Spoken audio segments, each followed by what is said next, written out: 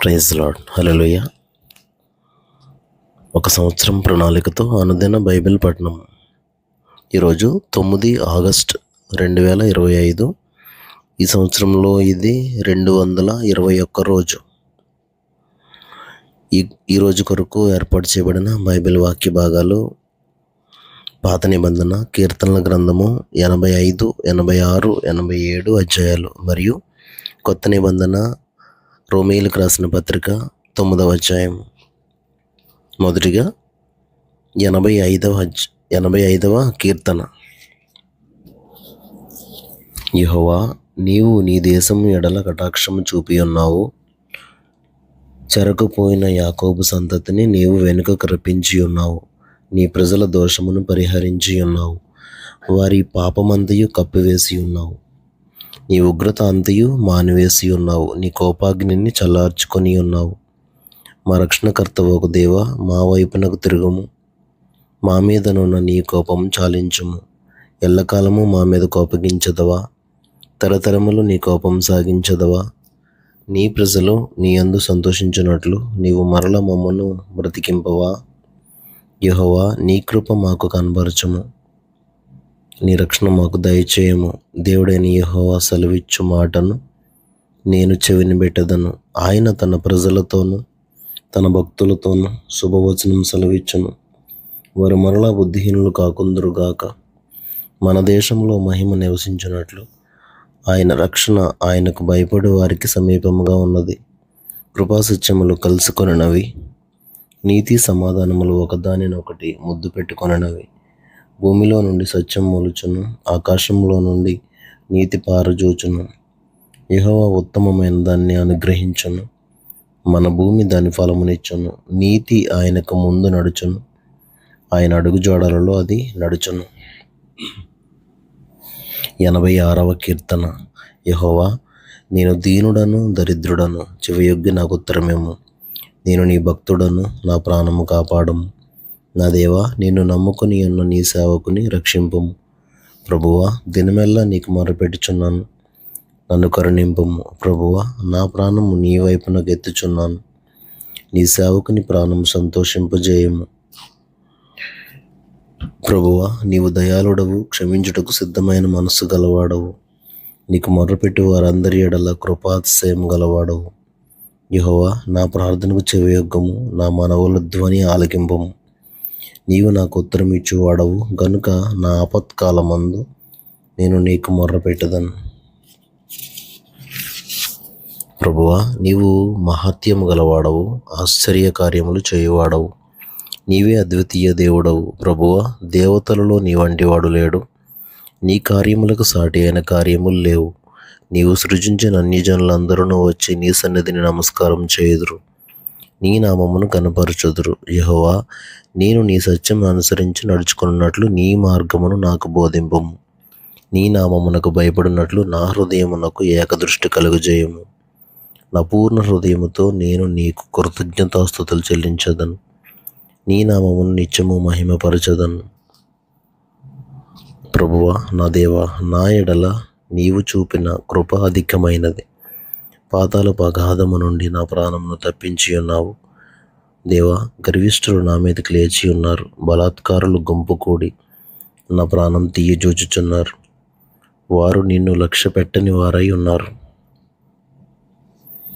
ప్రభువా, నీవు దయాదాక్షిణ్యములు గల దేవుడవు, దీర్ఘశాంతుడవు, కృపా సత్యములతో నిండిన వాడవు. నా తట్టు తిరిగి నన్ను కరుణింపము. నీ సేవకునికి నీ బలము అనుగ్రహింపము. నీ సేవకురాలి కుమారుని రక్షింపము. యెహోవా, నీవు నాకు సహాయుడవై నన్ను ఆదరించుచున్నావు. నా పగవారు చూచి సిగ్గుపడినట్లు శుభకరమైన ఆనవాలు నాకు కనబరచుము. 87వ కీర్తన. ఆయన పట్టణపు పునాది పరిశుద్ధ పర్వతముల మీద వేయబడి ఉన్నది. యాకోబు నివాసములన్నిటికంటే సియోను గుమ్మములు యెహోవాకు ప్రియములై ఉన్నవి. దేవుని పట్టణమా, మనుష్యులు నిన్ను గూర్చి మిక్కిలి గొప్ప సంగతులు చెప్పుకొందరు. రహాబును ఐగుప్తు బబులోనును నాకు పరిచయులని నేను తెలియజెప్పుచున్నాను. ఫిలిష్తీయ తూరు కూషులను చూడుము, వీరు అచ్చట జన్మించరని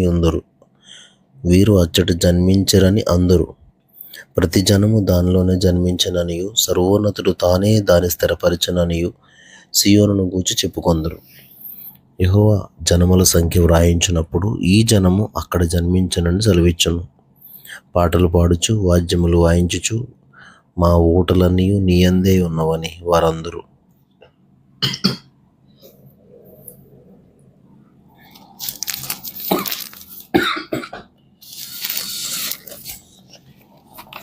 క్రొత్త నిబంధన అపోస్తలుడైన పౌలు రోమీయులకు రాసిన పత్రిక 9వ అధ్యాయము 33 వచనాలు. నాకు బహు దుఃఖమును నా హృదయంలో మానని వేదనయు కలవు. క్రీస్తునందు నిజమే చెప్పుచున్నాను, అబద్ధమాడుట లేదు. పరిశుద్ధాత్మ యందు నా మనస్సాక్షి నాతో కూడా సాక్ష్యం ఇచ్చుచున్నది. సాధ్యమైన ఎడల దేహ సంబంధులైన నా సహోదరుల కొరకు నేను క్రీస్తు నుండి వేరై శాపగ్రస్తుడనై ఉండగోరుదును. వీరు ఇశ్రాయేలీయులు, దత్తపుత్రత్వమును మహిమయు నిబంధనలను ధర్మశాస్త్ర ప్రధానమును అర్చనాచారాదులను వాగ్దానములను వీరివి. పితరులు వీరివారు. శరీరమును బట్టి క్రీస్తు వీరిలో పుట్టెను. ఈయన సర్వాధికారి అయిన దేవుడై ఉండి నిరంతరము స్తోత్రార్హుడై ఉన్నాడు. ఆమెన్. అయితే దేవుని మాట తప్పిపోయినట్టు కాదు. ఇజ్రాయేలు సంబంధులందరూ ఇజ్రాయేలీయులు కారు. అబ్రహాం సంతానమైనంత మాత్రం చేత అందరూ పిల్లలు కారు గాని ఇస్సాకు వలనైనది నీ సంతానం అనబడును. అనగా శరీర సంబంధులైన పిల్లలు దేవుని పిల్లలు కారు గాని వాగ్దాన సంబంధులైన పిల్లలు సంతానమని ఎంచబడతారు. వాగ్దాన రూపమైన వాక్యం ఇదే: మీదటికి ఈ సమయమునకు వచ్చేదను, అప్పుడు శారాకు కుమారుడు కలుగును. అంతేకాదు, రిబ్కా మన తండ్రి అయిన ఇస్సాకు అను ఒకని వలన గర్భవతి అయినప్పుడు ఏర్పాటును అనుసరించిన దేవుని సంకల్పం క్రియల మూలముగా కాక పిలుచువాని మూలముగానే నిలుకడగా ఉండు నిమిత్తము పిల్లలు ఇంకా పుట్టి మేలైనను కీడైనను చేయకముందే పెద్దవాడు చిన్నవానికి దాసుడగును అని ఆమెతో చెప్పబడను. ఇందును గూర్చి నేను యాకోబును ప్రేమించుతని, ఏసావును ద్వేషించుతని అని వ్రాయబడి ఉన్నది. కాబట్టి ఏమందుము? దేవుని యందు అన్యాయం కలదా? అట్లనరాదు. అందుకు మోషేతో ఇలాగు చెప్పుచున్నాడు: ఎవనిని కరుణింతునో వానిని కరుణింతును, ఎవని ఎడల జాలి చూపుదునో వాని ఎడల జాలి చూపుదును. కాగా పొందగోరు వాని వలననైనను ప్రయాసపడు వాని వలనైనను కాదు గాని కరుణించు దేవుని వలననే అగును. మరియు లేఖనము ఫరోతో ఇలాగు చెప్పెను: నేను నీయందు నా బలము చూపుటకును నా నామము భూలోకమందంతటా ప్రచురమొకటకును అందునిమిత్తమే నేను నియమించితిని. కావున ఆయన ఎవనిని కనికరింపగోరునో వానిని కనికరించును, ఎవని కఠినపరచగోరునో వాని కఠినపరచును. అట్లయితే ఆయన చిత్తమును ఎదిరించిన వాడెవడు? ఆయన ఇకను నేరము మోపనేలా అని నీవు నాతో చెప్పుదువు. అవును గాని ఓ మనుష్యుడా, దేవునికి ఎదురు చెప్పుటకు నీవెవడవు? నన్నెందుకు ఇలాగు చేస్తువని రూపించిన వానితో చెప్పునా?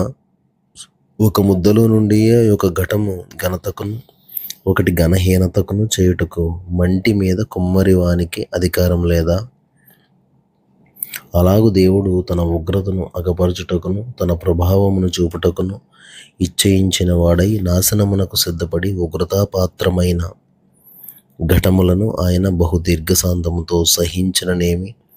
మరియు మహిమ పొందుటకు ఆయన ముందుగా సిద్ధపరిచిన కరుణాపాత్ర ఘటముల ఎడల, అనగా యూదులలో నుండి మాత్రము కాక అన్యజనుల నుండి ఆయన పిలిచిన మన ఎడల తన మహిమైశ్వర్యము కనపరచవలననియున్న ఏమి? ఆ ప్రకారము నా ప్రజలు కాని వారికి నా ప్రజలనియు, ప్రియురాలు కాని దానికి ప్రియురాలనియు పేరు పెట్టుదును. మరియు జరుగునదేమనగా, మీరు నా ప్రజలు కారని ఏ చోటను వారితో చెప్పబడెనో ఆ చోటనే జీవము గల దేవుని కుమారులని వారికి పేరు పెట్టబడును అని హోషేయలో ఆయన చెప్పుచున్నాడు.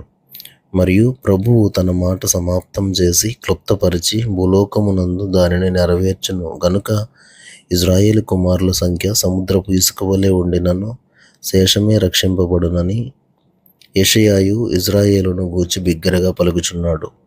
మరియు యెషయా ముందు చెప్పిన ప్రకారము సైన్యములకు అధిపతియగు ఈ ప్రభువు మనకు సంతానము శేషింపచేయకపోయిన ఎడల సొదొమ వలె నగుదుము, గొమొర్రాను పోలియుందుము. అట్లయితే మనమేమందుము? నీతిని వెంటాడని అన్యజనులు నీతిని అనగా విశ్వాస మూలమైన నీతిని పొందిరి. అయితే ఇశ్రాయేలు నీతి కారణమైన నియమమును వెంటాడినను ఆ నియమమును అందుకొనలేదు. వారెందుకు అందుకొనలేదు? వారు విశ్వాస మూలముగా కాక క్రియల మూలముగానైనట్లు దానిని వెంటాడిరి. ఇదిగో, నేను అడ్డురాతిని అడ్డుబండను సియోనులో స్థాపించుచున్నాను, ఆయన యందు విశ్వాసముంచువాడు సిగ్గుపరచబడడు అని వ్రాయబడిన ప్రకారము వారు అడ్డురాయి తగిలి తొట్రుపడిరి. దేవుడు తన పరిశుద్ధ వాక్యమును మన వినికిడిలో దీవించునుగాక. ఆమేన్.